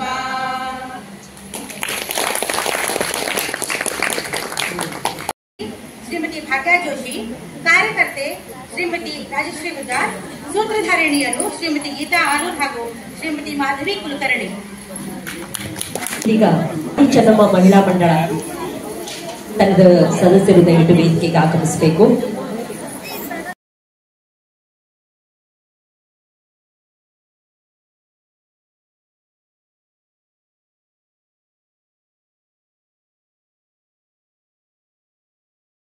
ಪೂಜಾ ಕಣ್ಣೆಲ್ಲ ಎಲ್ಲಿ ಹೋಗಿದ್ದು ಇಷ್ಟು ದಿವಸ? ಹೌದ್ರಿ, ಮಗಳ ಮನೆಗೆ ಹೋಗಿದ್ದಾಳ್ರಿ. ಹೌದ್ರಿ, ಮಗಳ ಹೇಗಿದ್ದಾಳ? ಗಂಡ ಮನೆಯಾಗ ಚಂದ ಅದಾಳ್ರಿ. ಹೌದ್ರಿ, ಅನ್ಕೊಂಡ್ರಿ. ಭಾಳ ಚಲೋ ಆಗ್ಬಿಡ್ರಿಪ್ಪ. ಬನ್ನಿ ನೀವು ಮದ್ವೆಗ ಆಡ್ ಮಾಡಿದ್ರಿ ನೋಡ್ರಿ, 2 ಪುಸ್ತಕ ರೀ. ಹೌದ್ರಿ, ಮದುವೆಗೆ ಉಡುಗೊರೆ ಮತ್ತು ರಸ್ತಾಕರಿ. ಹೌದ್ರಿ, ಅವೆರಡು ಪುಸ್ತಕ ತಗೊಂಡು ಭಾಳ ಚೆನ್ನಾಗಿ ಹೇಳಿದ್ರಿ. ಭಾಳ ಚಲೋ. ನಾನು ಇಬ್ಬರೇ ನಿಲ್ತಾಳ್ರಿ. ನನ್ನ ನೆನ್ಸದ್ ಬ್ಯಾಡ್ರಿ, ನೀವೇನೋ ಮದ್ವಿಗ್ ಕರ್ದಿದ್ರಿ, ನಾನ್ ಮದ್ವಿಗ್ ಬರ್ಬೇಕಾಗಿತ್ತು. ಮದ್ವಿಗ್ ಹಂಗೆ ಹೆಂಗ್ ಬರೋದ್ರಿ? ಆಹೇರಂತೂ ತರ್ಬೇಕಲ್ಲ. ಅದಕ್ಕ ಅಂಗಡಿಗೆ ಹೋದೆ, 2 ಪುಸ್ತಕ ತಗೊಂಡ್ ಬಂದೆ. ವಧುವಿಗೆ ಉಡುಗೊರೆ ಮತ್ತು ರಸಪಾಕ. ಆ 2 ಪುಸ್ತಕ ತಗೊಂಡ್ ಬಂದು ವಧುವಿಗೆ ಉಡುಗೊರೆ ಕೊಟ್ಟೆ ನಾನು. ನಂದೇನಿಲ್ರಿ, ನನ್ನ ನೆನ್ಸೋದ್ ಬಿಟ್ಟು ಅದನ್ನ ಬರೆದಂತ ಶಾಂತಕ್ಕ ಮಾಳವಾಡವ್ರು ನೆನೆಸ್ಬೇಕ್ರಿ. ಅದೇ ಶಾಂತಾದೇವಿ ಮಾಡ್ಬೇಡವ್ರಿ. ಹ್ಞೂನ್ರಿ, ಅವ್ರ ಬಗ್ಗೆ, ಅವ್ರ ಸಾಹಿತ್ಯ ಬಗ್ಗೆ ಬಹಳ ತಿಳ್ಕೊಂಡ್ರಿ. ಹೌದ್ ಬಿಡ್ರಿ. ಅಂದಂಗ್ರಿ ಇವತ್ರಿ ಕನ್ನಡ ಕುಲಪುರ ಐತ್ರಿ. ಹೌದ್ರಿ, ಅದು ಕರ್ಕೊಂಡ್ರಿ. ಶ್ರೀಮತಿ ಶಾಂತಾದೇವಿ ಮಾಡ್ಬೇಡವ್ರು ಹೋಗ್ಬೇಕೈತಂದ್ರಿ. ಹೌದ್ರಿ, ನೋಡ್ಬರ್ರಿ, ನಡೀರಿ. ಬರ್ರಿಯಪ್ಪ, ಬರ್ರಿ ಹೋಗೋಣ ಬರ್ರಿ. ಕುವೆಂಪು ಅವರು ಹೇಳಿದ ಹಾಗೆ ಶ್ರೀಮತಿ ಶಾಂತಾದೇವಿ ಮಾಡ್ವಾಡವರು ಎಲ್ಲ ಸ್ತ್ರೀಯರಿಗಿಂತ ತೀರ ಭಿನ್ನರಾದರು. ಆ ಗಂಭೀರ ಮಹಿಳೆ ತನ್ನ ಓದು, ವಿಚಾರ, ಶ್ರದ್ಧೆ, ಬರಹಗಳಿಂದ ಕವಿಯ ಸಾಧನೆ ಹಾಗೂ ಬರಹಗಳಲ್ಲಿ ಸಹಕರಿಸಿದ ರೀತಿ ನಮ್ಮೆಲ್ಲರ ವಿಶ್ವಾಸ ಹಾಗೂ ಗೌರವಕ್ಕೂ ಪಾತ್ರರಾಗಿದ್ದಾರೆ. ಗಂಭೀರ ಸಹಜ ಪ್ರತಿಭೆಯ ಅನನ್ಯ ಚೇತನ, ವ್ಯಕ್ತಿಯಾಗಿ ಹುಟ್ಟಿ ಸಂಸ್ಥೆಯಾಗಿ ಬೆಳೆದ ಧೀಮಂತ ಲೇಖಕಿ. ಹೌದು, ಆ ಧೀಮಂತ ಲೇಖಕಿ ಹುಟ್ಟಿದ್ದು ಇದೇ ಬೆಳಗಾವಿಯಲ್ಲಿ 1922 ಡಿಸೆಂಬರ್ 10ರಂದು ಹುಟ್ಟಿದರು. ಅವರ ತಂದೆ ಮುರುಗೆಪ್ಪ ಶೆಟ್ಟರು, ತಾಯಿ ಜಯವಂತಿ ದೇವಿಯವರು. ಹೆತ್ತವರು ತಮ್ಮ ಕುಲದೇವತಾ ಅನುಗ್ರಹದಿಂದ ಹುಟ್ಟಿದ್ದಾಳೆಂದು ಅವರಿಗೆ ದಾನಮ್ಮ ಅಂತ ಹೆಸರನ್ನು ಇಟ್ಟರು. ದಾನಮ್ಮ ತನ್ನ 2ನೇ ವಯಸ್ಸಿನಲ್ಲಿ ತಂದೆಯನ್ನು, ತನ್ನ 10ನೇ ವರ್ಷದಲ್ಲಿ ತಾಯಿಯನ್ನು ಕಳೆದುಕೊಂಡರು. ಅಜ್ಜಿ ನೀಲಗಂಗಮ್ಮನವರ ಜೀವನದ ಪಾಠವನ್ನು ಕಲಿತರು. ಅವರು ಕಲಿತರು ಬಹಳ ಕಡಿಮೆ, 2ನೇ ತರಗತಿಯವರೆಗೆ ಕಲಿತರು. ಆದರೂ ಮುಂದೆ ಮದುವೆಯಾದ ನಂತರ ಕಾವ ಹಾಗೂ ಜಾಣ ಎಂಬ ಪರೀಕ್ಷೆಯಲ್ಲಿ ಉತ್ತೀರ್ಣರಾದರು. ಅಕ್ಕ ಕುಲಕರ್ಣಿಯವರಿಂದ ಆಂಗ್ಲ ಭಾಷೆಯನ್ನು ಕಲಿತರು ಹಾಗೂ ಗುರುನಾಥ್ ಜೋಶಿಯವರಿಂದ ಹಿಂದಿ ಭಾಷೆಯನ್ನು ಕಲಿತರು. ಬಾಲೆ ದಾನಮ್ಮ ಅವರಿಗೆ ಅವರ ಚಿಕ್ಕಮ್ಮ ಭಾಗೀರಥಿ ಅವರು MA ಪದವೀಧರ, ವಿದ್ಯಾವಂತ, ಪ್ರತಿಭಾವಂತ ಸಂಗಮೇಶ್ ಮಾಳವಾಡ್ ಅವರೊಂದಿಗೆ ಮದುವೆಯನ್ನು ನಿಶ್ಚಯಿಸಿದರು. ಮದುವೆ ಏನು ನಿಶ್ಚಯವಾಯಿತು. ಆದರೆ ಸಂಗಪ್ಪ ಮಾಳವಾಡ್ ಅವರ ಇಚ್ಛೆ ಬೇರೆಯದೇ ಆಗಿತ್ತು.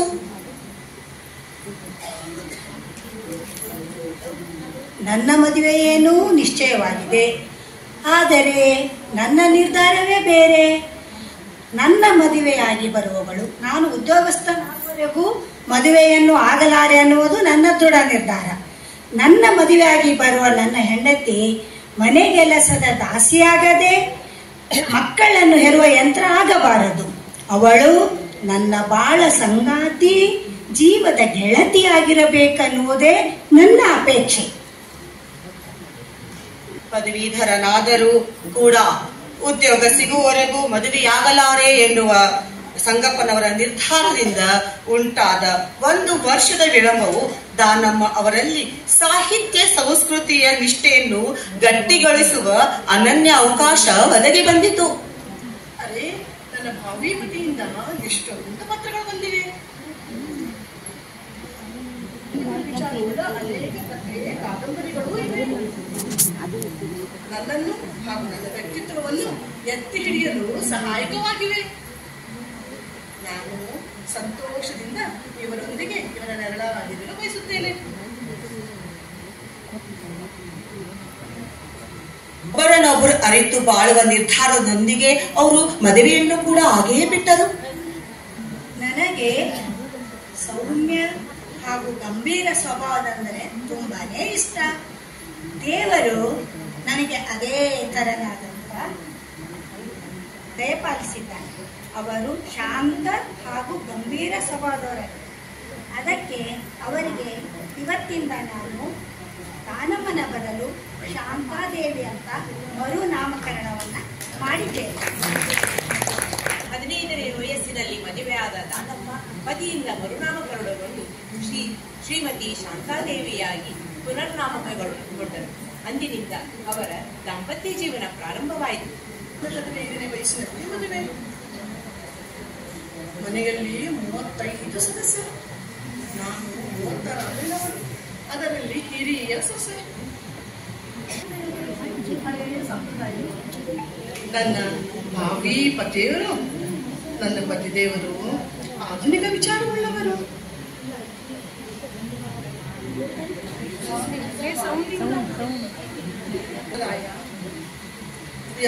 ಆಧುನಿಕ ವಿಚಾರ, ಹಳೆಯ ಬೇರು ಹೊಸ ಚಿಗುರು. ವಿಚಾರ ಹಳೆಯ ಸಂಪ್ರದಾಯದ ಕೊಂಡೇ ನಾನಾಗಿ ಬಿಟ್ಟರೆ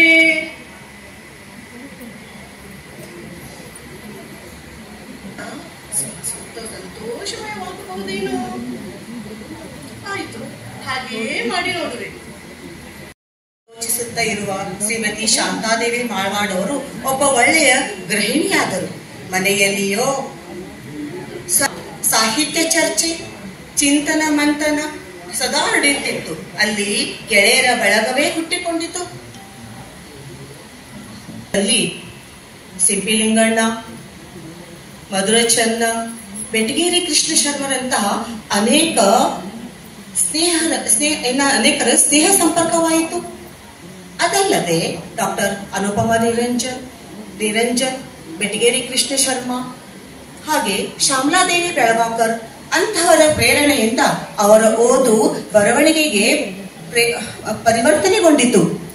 ಶ್ರೀಮತಿ ಶಾಂತಾದೇವಿಯವರು 45 ಕೃತಿಗಳನ್ನು ರಚಿಸಿ ಪ್ರಕಾಶನಗೊಂಡವು. ಅವುಗಳಲ್ಲಿ ಮುಖ್ಯವಾಗಿ 1941ರಲ್ಲಿ ಮೊಗ್ಗೆಯ ಮಾಲೆ ಕಥಾ ಸಂಕಲನ, 1954ರಲ್ಲಿ ಕುಂಕುಮವಲ ಕಥಾ ಸಂಕಲನ, 1972ರಲ್ಲಿ ಅಕ್ಕನ ಭಾವ ಸೌರಭ ಕಥಾ ಸಂಕಲನ, ಅವರ ಕೆಲವು ಕಾದಂಬರಿಗಳು, 1968ರಲ್ಲಿ ಬಸವ ಪ್ರಕಾಶ, 1993ರಲ್ಲಿ ದಾನದಾಸೋಹಿ ದಾನಮ್ಮ, 1998ರಲ್ಲಿ ಶೂರರಾಣಿ ಕೆಳದಿ ಚೆನ್ನಮ್ಮಾಜಿ.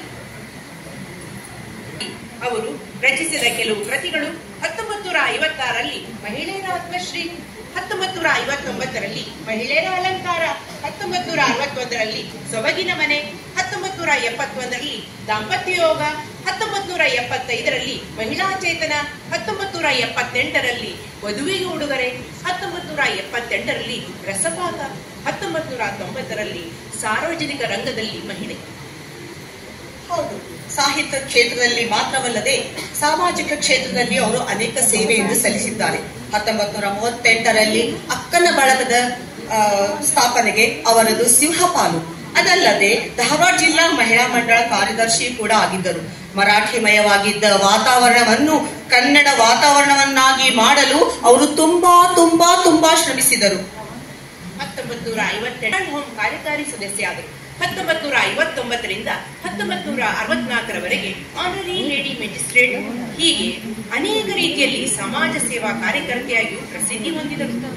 ಈಗ ನಮ್ಮ ಶಾಂತಕ್ಕನವರಿಂದ ನುಡಿಮುತ್ತುಗಳು ಕನ್ನಡ ನಾಡಿನ ಬಗ್ಗೆ.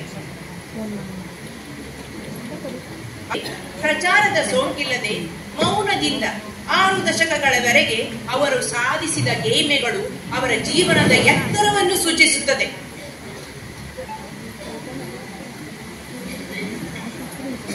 ನಮಸ್ಕಾರಗಳು. ಕನ್ನಡ ತಾಯಿ, ಇದು ನನ್ನ ಮೊದಲ 1956ರಲ್ಲಿ ಪ್ರಬಂಧ ಸಂಕಲನ. 22 ಭಾಗಗಳಲ್ಲಿ ಹಂಚಿ ಹೋಗಿದ್ದ ಕರ್ನಾಟಕದಲ್ಲಿ ಕನ್ನಡತನ ದೃಶ್ಯವಾಗ್ತಾ ಇತ್ತು. ಕನ್ನಡಿಗರಲ್ಲಿ ಕನ್ನಡತನವನ್ನು ಜಾಗೃತಗೊಳಿಸಬೇಕೆನ್ನುವ ಹಂಬಲ ಹೆಚ್ಚುತ್ತಾ ಹೋಯಿತು. ಹೀಗಾಗಿ ಹಚ್ಚೇವು ಕನ್ನಡದ ದೀಪ ಈ ಕೃತಿಯಲ್ಲಿ ಕನ್ನಡ ನಾಡಿನ ಸಮೃದ್ಧಿಯನ್ನು 21 ಚಿಕ್ಕ ಚಿಕ್ಕ ಲೇಖನಗಳಲ್ಲಿ ವಿವರಿಸಲಾಗಿದೆ. ಹಾಗೂ ಧಾರವಾಡ ಜಿಲ್ಲಾ ಮಹಿಳಾ ಮಂಡಳದ ಕಾರ್ಯದರ್ಶಿಯಾಗಿದ್ದೆ. ಆಗ ಶ್ರೀಯುತ ಮಳಿಮಠ ಅವರ ಕನ್ನಡ ಹೋರಾಟದಲ್ಲಿ ನಾನು ಸಕ್ರಿಯವಾಗಿ ಪಾಲ್ಗೊಂಡೆ. ಸ್ವಂತ ಕಟ್ಟಡಕ್ಕಾಗಿ 20 ವರ್ಷಗಳ ಕಾಲ ಹೋರಾಡಬೇಕಾಯಿತು. ಕನ್ನಡತಿಯರು ಮನೆಯಲ್ಲಿ ಮೂಲೆ ಗುಂಪಾಗದೆ ಮಂಡಳದ ಸದಸ್ಯನೆಯರನ್ನಾಗಿ ಮಾಡಿದೆ. ಹಾಗೂ ಮೊದಲು ನೋಡಿ, ಮಹಿಳೆ ಸ್ತ್ರೀ ತಾನು ಅಬಲೆಯಲ್ಲ, ಸಬಲೆ ಎಂದು ತಿಳಿಯಬೇಕು. ಸಬಲೆಯಾದ ಸ್ತ್ರೀಗೆ ಆತ್ಮವಿಶ್ವಾಸ, ಕೆಲಸ ಮಾಡುವ ಪ್ರವೃತ್ತಿ ಹಾಗೂ ಧೈರ್ಯ ಬರಬೇಕು. ಸಬಲೆಯಾದ ಸ್ತ್ರೀಗೆ ಬಹಳ ಜವಾಬ್ದಾರಿಗಳು ಇರುತ್ತವೆ. ಒಳ್ಳೆಯ ಮಕ್ಕಳಾಗಬೇಕು, ಮಕ್ಕಳು ಆದರ್ಶಗಳಾಗಬೇಕು. ಇದು ಸಬಲೀಕರಣಕ್ಕೆ ಒಂದು ಕಾರಣ ಎಂದು ನಾನು ತಿಳಿದುಕೊಂಡೆ. ಹಾಗೆ ಕನ್ನಡದ ನೆಲ ಜಲ ಸಂರಕ್ಷಣೆಗಾಗಿ ನನ್ನ ಮನ ಸದಾ ತುಡಿಯುತ್ತಿರುತ್ತದೆ. ಧನ್ಯವಾದಗಳು. ಸಾಮಾಜಿಕ ಕ್ಷೇತ್ರದಲ್ಲಿ ಸಾಧನೆ ಮಾಡಿದ ಶ್ರೀಮತಿ ಶಾಂತಾದೇವಿ ಮಾಳ್ವಾಡ್ ಅವರಿಗೆ ಅನೇಕ ಸನ್ಮಾನ ಪುರಸ್ಕಾರಗಳು ಅರಸಿ ಬಂದವು.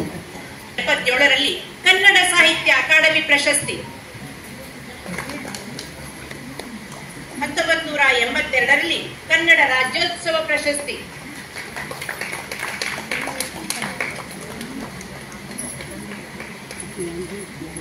1982ರಲ್ಲಿ ಕನ್ನಡ ಸಾಹಿತ್ಯ ಪರಿಷತ್ತಿನ ಗೌರವ ಸದಸ್ಯತ್ವ,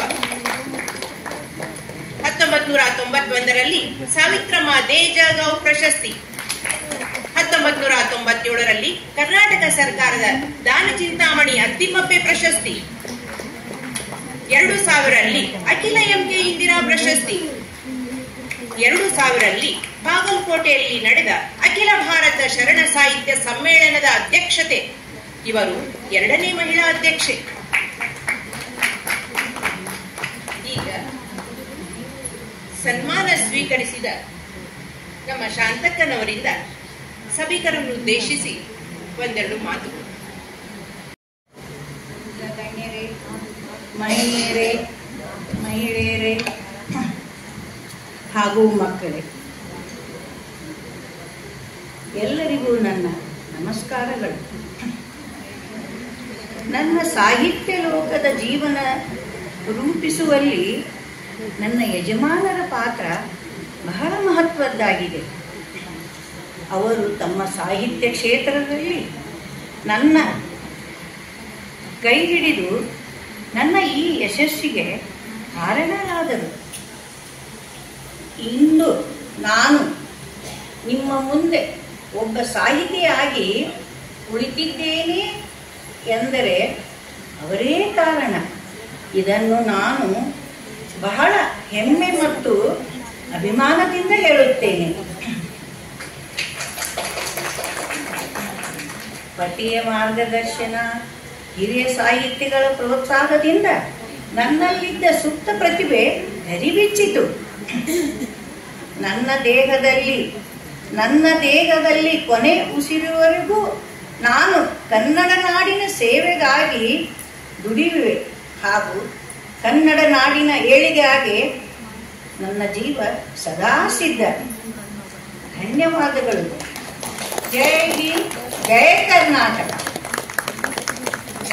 ಆಗಸ್ಟ್ 7, 2005 ತಮ್ಮ 83ನೇ ವಯಸ್ಸಿನಲ್ಲಿ ಕೈಲಾಸವಾಸಿಗಳಾದರು. ಇಂತಹ ಈ ಮಹಾನ್ ಚೇತನಕ್ಕೆ ಇದೋ ನಮದೊಂದು ನಮನ.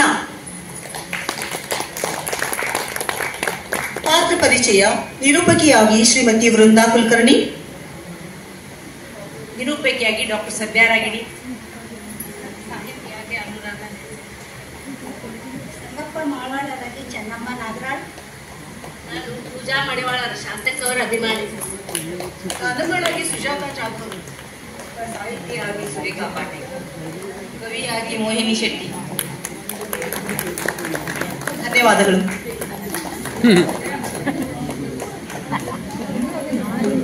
ಶ್ರೀಮತಿ ಶಾಂತಾದೇವಿ ಮಾಳ್ವಾಡರಾಗಿ ಶ್ರೀಮತಿ ಪಾರ್ವತಿ ಜಂಬಲಿ. ಎಲ್ಲರ ಪರವಾಗಿ ತುಂಬ ಹೃದಯದ ಧನ್ಯವಾದಗಳನ್ನ ಹೇಳ್ತೇನೆ. ಚಪ್ಪಾಳೆ ತಟ್ಟನ್ನು ತಾವರಿಗೂ ಪ್ರೋತ್ಸಾಹ ನೀಡಬೇಕಾಗಿ ವಿನಂತಿಸ್ಕೊಳ್ತೇನೆ. ಇದೀಗ ತಮ್ಮೆಲ್ಲರ ಸಮ್ಮುಖದಲ್ಲಿ ಶಕುಂತಲಾ ಕುಳ್ಕೋಟಿ ಎಂಬ ಹೋರಾಟಗಾರ್ತಿಯ ಒಂದು ರೂಪಕ ಪ್ರದರ್ಶನ ಯೋಗ ಮಿತ್ರ ಮೇಳ ಮಂಡಳದ ತಂಡದ ವತಿಯಿಂದ ನಂತರದ ತಯಾರಿ ನಾನು ಈಗಾಗಲೇ ಹೇಳಿದ್ದೇನೆ. ಭಾರತಿ ನಗರ ಮಹಿಳಾ ಮಂಡಳದ ಸದಸ್ಯರಿಂದ ಬಳ್ಳಾರಿ ಸೀತಮ್ಮ ಕುರಿತಾದ ನೃತ್ಯ ರೂಪಕ. ನಂತರದ ತಯಾರಿಯಲ್ಲಿದ್ದವರು ದಯವಿಟ್ಟು ತಮ್ಮ ಹೆಸರನ್ನ ನೋಂದಾಯಿಸಿ.